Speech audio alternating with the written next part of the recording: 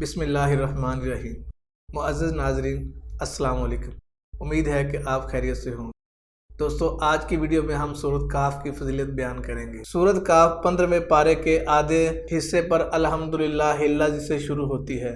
اس سورت کے پڑھنے کی بہت بڑی فضیلت وارد ہوئی ہے۔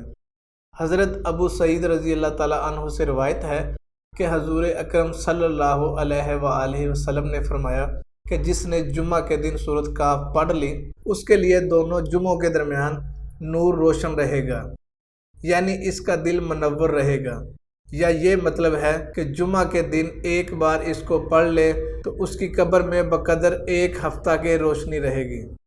اگر کوئی ہر جمعہ کو پڑھ لیا کرے تو اسے موت کے بعد بھی نور ہی نور نصیب ہوگا۔ حضرت ابو درداء رضی اللہ تعالیٰ عنہ سے روایت ہے کہ رسول اکرم صلی اللہ علیہ وآلہ وسلم نے ارشاد فرمایا کہ جس نے سورہ کہف کی اول 3 آیات پڑھ لی وہ دجال کے فتنہ سے محفوظ رہے گا۔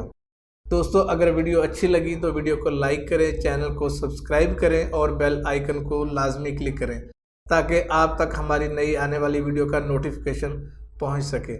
ملتے ہیں نیکسٹ ویڈیو میں۔ اللہ حافظ۔